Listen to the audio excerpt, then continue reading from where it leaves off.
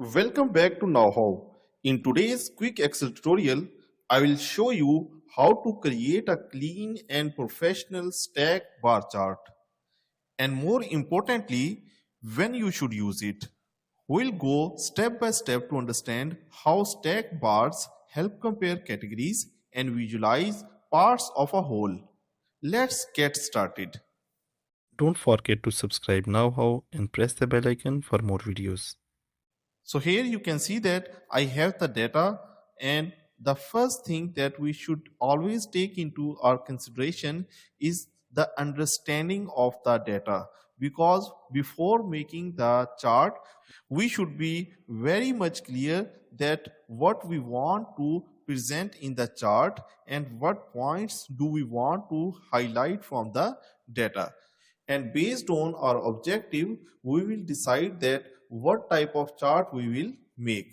So here in this data, you can see that we have different food samples, and these food samples are tested for various heavy metals.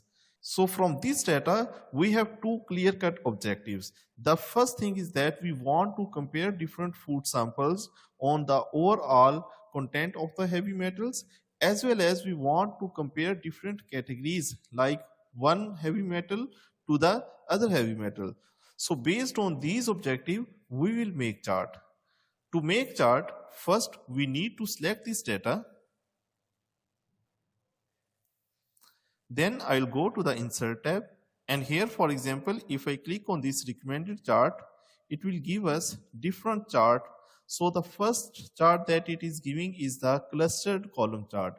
But you can see that the clustered column chart contains some bars very high and the others are too low. So it will be not visually easy to compare different categories easily.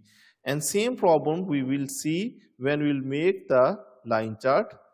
So the best option is the stack bar chart. I'll select this option and then click OK. So it will make the stack chart from my data. We can easily compare the overall heavy metal burden in different food samples. Like we can see that the T6 sample contains the highest concentration of the heavy metals, followed by the T4 and then the other food samples.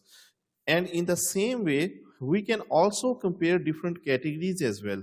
For example, we can see that for the lead, the concentration is high in the T4, that is highlighted with this orange color, and then followed by the T3 samples and the other food samples. So we can compare the food samples as well as the categories using the stack bar chart.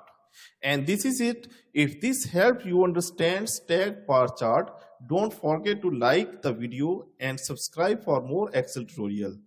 And if you want me to cover another chart type, drop it in the comments below. In the next video, we will understand how we can customize this chart. Thanks for watching and see you in the next one.